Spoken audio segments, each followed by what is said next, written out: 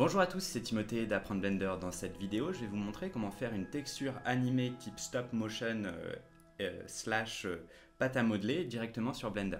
Cette vidéo, j'ai surtout appris grâce à Southern Shotty. Je vous mets ça sur la description et juste ici en bas.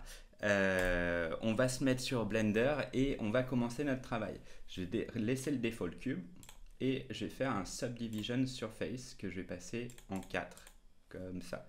Clic droit, Shade Smooth. Je vais me mettre devant. Alors, j'ai une lumière. Elle est bien. Je vais juste la positionner un peu plus comme ça. Et Shift D. Et je vais en mettre une derrière pour qu'on puisse bien voir le bump. Alors, je me mets ici. Tac, nickel. Je vais me mettre en mode lumière. Ça va prendre un petit peu de temps. Tac, en mode lumière. Là, c'est pas mal. On va aller sur notre matière, on va supprimer notre matière, on va faire une nouvelle matière qu'on va appeler argile. Argile, comme ça. Notre argile, on va la passer en orangé, comme ceci. Et on va passer ça avec un bump de type fingerprint, donc avec des images en noir et blanc qui vont donner un petit peu de volume et un peu de texture à tout ça. J'ai téléchargé en 3K. Je vais ouvrir une autre fenêtre ici et je vais passer mon image editor, je vais le passer, mon éditeur, en shader editor.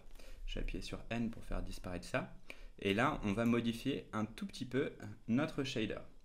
Alors déjà, ce qui va nous intéresser, c'est d'importer notre texture. Je vais faire Shift A, Search, Texture, et je vais télécharger ma texture. Je vais le mettre à gauche, je vais essayer d'être un peu plus organisé.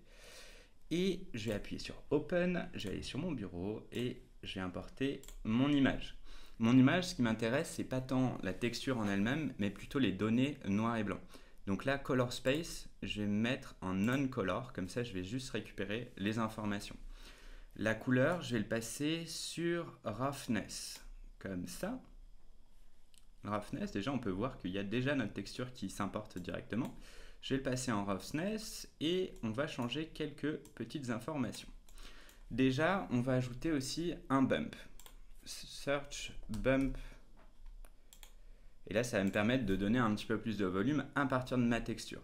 Je vais le positionner en couleur. Ma couleur, je vais le passer en height et ma normale, je vais le passer sur l'onglet normal. À ce moment-là, on va voir un peu de volume. Alors au niveau de la force, on est vraiment bien trop fort. On va passer en 0.2. 0.2, ça me semble pas mal. 0.15, ça me semble un peu mieux. Elle est un peu brillante, on dirait qu'elle est un petit peu humide, on aurait pu changer ça, mais bon, c'est pas grave, on va se laisser comme ça. Je vais aller dans Edit, Préférences, et dans mes add-ons, je vais aussi activer Node Wrangler qui est directement sur Blender. J'appuie juste ici. On a juste un problème maintenant, c'est que normalement l'argile, on appuie dessus. On ne vient pas vers l'extérieur, il va falloir inverser le bump, c'est-à-dire le volume que donne notre image. Donc mon bump, je vais l'inverser, mais je ne vais pas le mettre ici, là, sur ce nœud-là, je vais plutôt le mettre par ici. Donc je vais faire Shift A, je vais chercher Invert, ça va inverser les données, et je vais le mettre ici. Et à ce moment-là, voilà, on est bon de ce côté-là. Il nous reste plus qu'une dernière chose sur notre shader, ne prenez pas peur, on va utiliser le Node Wrangler et automatiquement avoir un UV map. Donc je vais sélectionner ici mon fingerprint, ma texture, et je vais faire CTRL-T, et à ce moment-là, je vais pouvoir avoir le contrôle sur l'UV map de mon image, et je vais pouvoir le mapping, le bouger pour ajouter mon animation.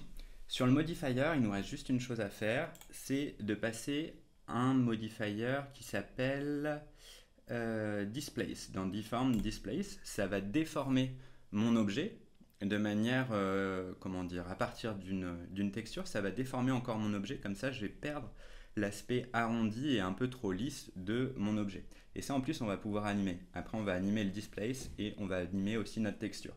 Je vais cliquer sur la force là, et je vais le passer en 0.2, comme ça, pour pas que ce soit trop fort, sinon ça va trop déformer. Je vais aller dans New, je vais cliquer juste ici, et mon image, je vais plutôt prendre un cloud. Je vais prendre un cloud, je vais revenir sur mon modifier, parce qu'il est encore un tout petit peu trop fort. 0.1, ça me semble encore un peu fort, 0.05. Voilà, là c'est pas mal, vous voyez, on a perdu l'aspect trop lisse de notre objet.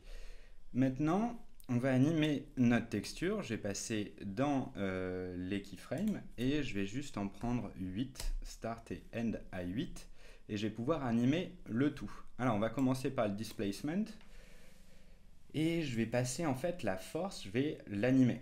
Donc, j'appuie sur ici, clic droit, insert keyframe. Là, on est pas mal. Je vais juste zoomer un petit peu, comme ça, on va pouvoir avoir un bon contrôle.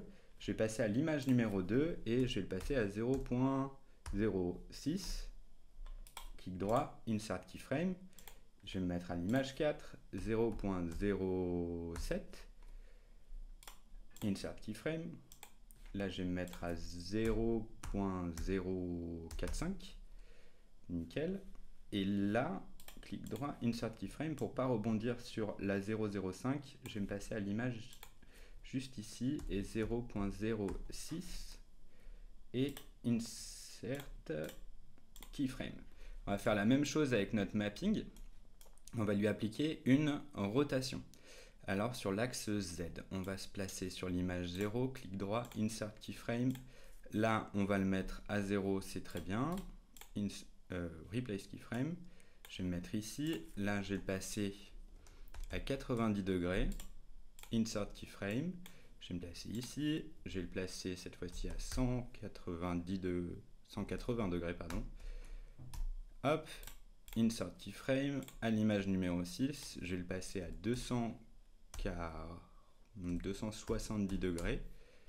Hop, insert keyframe, et là je vais me mettre aussi ici et je vais le passer à 90 degrés. Hop, insert keyframe. Donc là le displacement et le mapping, vous voyez, si j'appuie sur espace, hop, on a bien notre modification. Simplement, comme on a des interpolations, Blender, lui, il fait un arrondi de courbe, c'est-à-dire que de l'image 0 à 2, bah, c'est très très propre. Nous, ce qu'on veut, c'est pas ça. Nous, ce qu'on veut, c'est plutôt avoir quelque chose de très saccadé.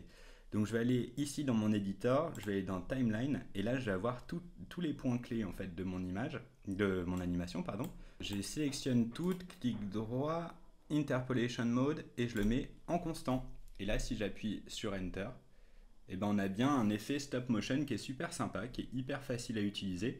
Alors je pense qu'au niveau des images, j'aurais pu y aller un petit peu plus fort au niveau de la force du displace. Le displace, vous voyez, il n'est pas très très fort. Mais bon, ça fait l'effet. J'espère que cette vidéo vous a plu. N'oubliez pas que dans la description, on a une formation gratuite pour apprendre avec moi Blender. N'hésitez pas à vous abonner, à mettre un petit commentaire pour m'aider à faire grossir la chaîne. Et on dit un grand merci quand même à la chaîne Southern Shotty qui m'a vraiment énormément appris. Merci beaucoup. À la prochaine!